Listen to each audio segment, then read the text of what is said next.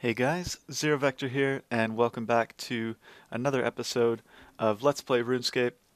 Now, I've got a couple things to show you guys before we kind of get into it. The first one is that I've been mucking around with the Grand Exchange. Just recently, Broadbolt started falling in price, and they've been falling a lot.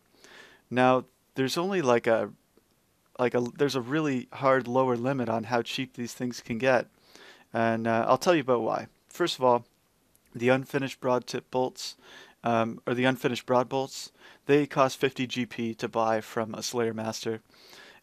The feathers cost 6 GP, right?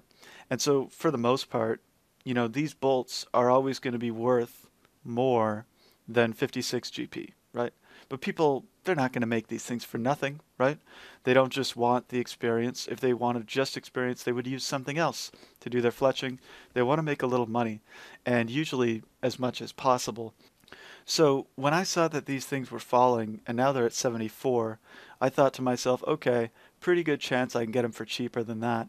So I decided to put in an offer to buy 200,000 at 54 GP each, and we can see that the first 10,000 have now gone through. The reason it says all the nines is because I bought one, just kind of checking the price.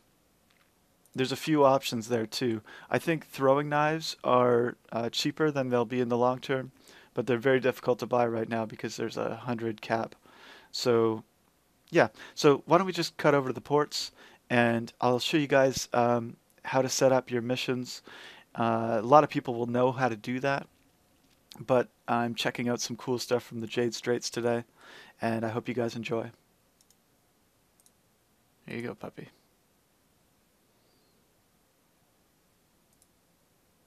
Um, what kind of petting zoo is this?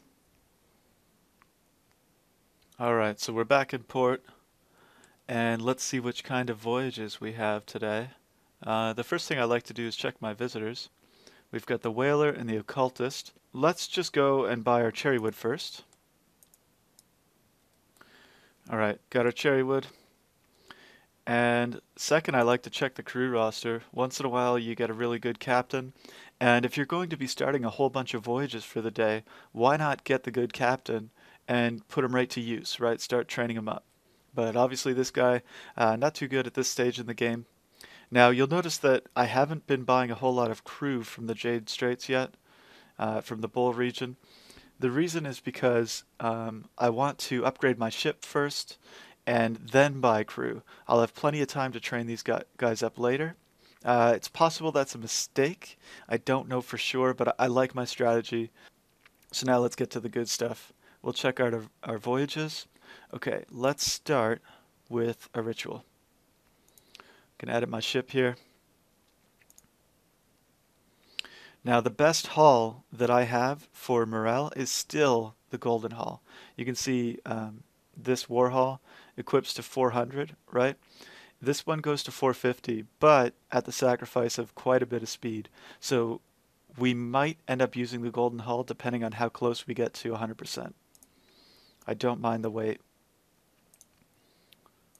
Still using the ghostly figurehead, but after yesterday when I got that great big Jade shipment, I went ahead and bought a ship upgrade to the Eastern Treasures, and that's going to give us some good boosts. Alright, now let's check out our crew. You can see that I've got my 10k captain here. That's what I like to call them. He costs 10,000 chimes. Really, really good captain. And I've got him up to level 6 now. You can see he's just getting huge. All of these guys cost 2,500, and you can see the difference. These guys are like level 7, right? This guy's only level 6, and he's just way, way bigger. As far as the captains go, I would recommend never sending a captain on a mission that you don't need him to be on.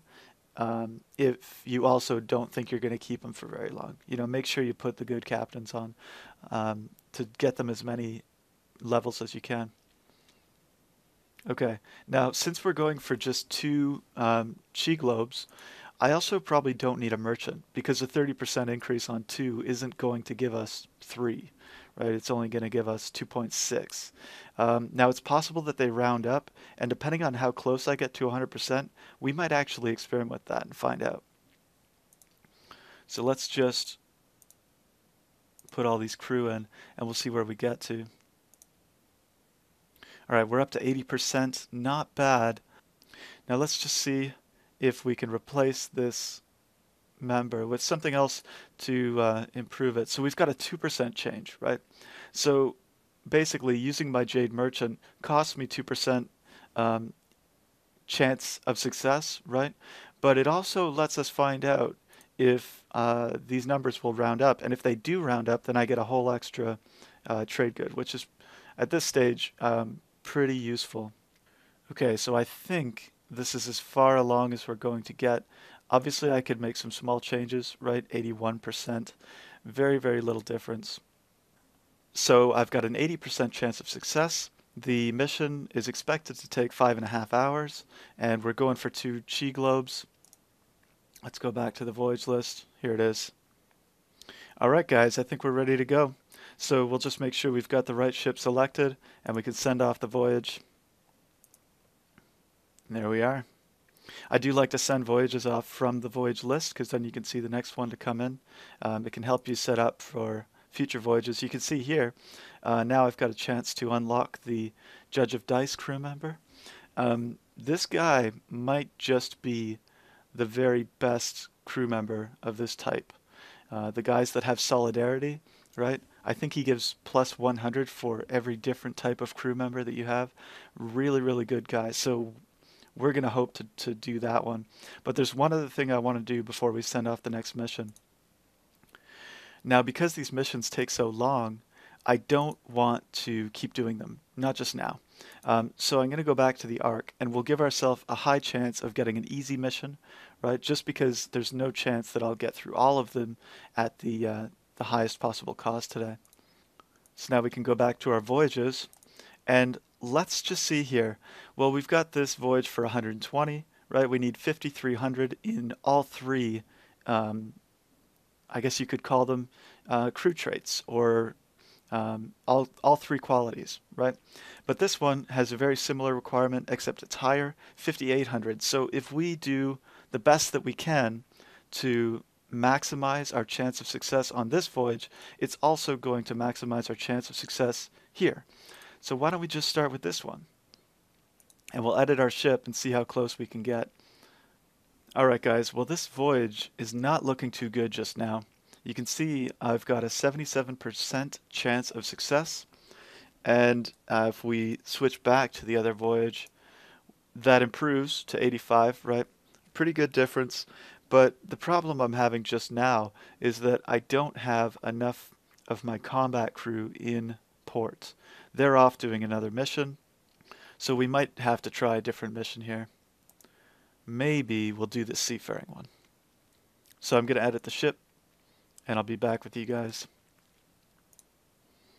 Alright, so using all the best crew available to me right now, I can get my seafaring up to over 10,000, right?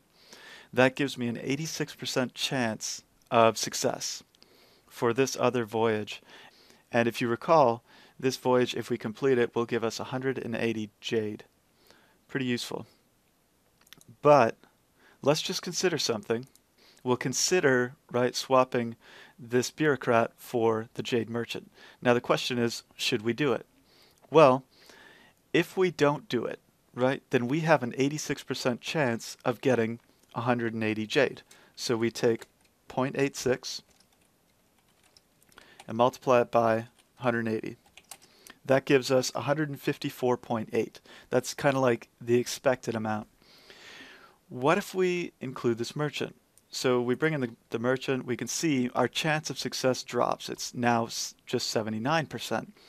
But now we're not competing for the same thing. So if we succeed, we're not going to get 180. We're going to get 1.3 times 180 Jade. So we take 1.3, multiply it by 180 Jade, and we get 234 if we're successful. But what's the chance that we're successful? It's right here, right? 79%. So we take 234 Jade and we multiply that by 0.79, and that gives us 184.8 Jade, right? So what we can say is that the expected amount that we're getting by using a merchant is actually quite a bit higher than if we don't, right? So I'm going to send this mission off with a merchant, even though the chance of success is lower, because it's still pretty high, and the amount I expect to get is going to be better.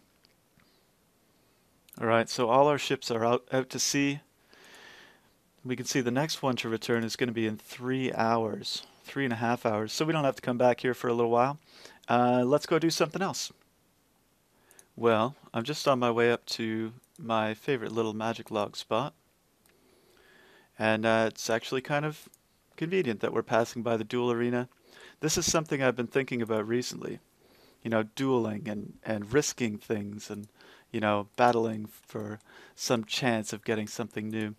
These, there's a lot of gambling that goes on in RuneScape, right? People are gambling all the time, and especially I think right now, right? The Calphite King has come out recently. A lot of people are getting some really good drops, and all of a sudden they've got kind of like new money, right? New RuneScape gold. And I expect we'll see a lot of people gambling in the next month, the next few months. Also, you'll notice the price of rare items typically goes up when people start to get new money.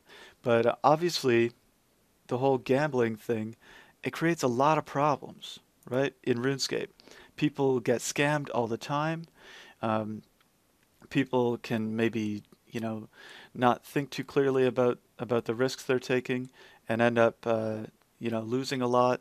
So I know that Jagex has been talking for a long time. I think they've been thinking about the gambling in game for a very long time, and I think they realize that it's never going away, right? Games that have some element of luck are fun for us. We don't like things to be boring, right? If everything happened as we expected, then people would get bored.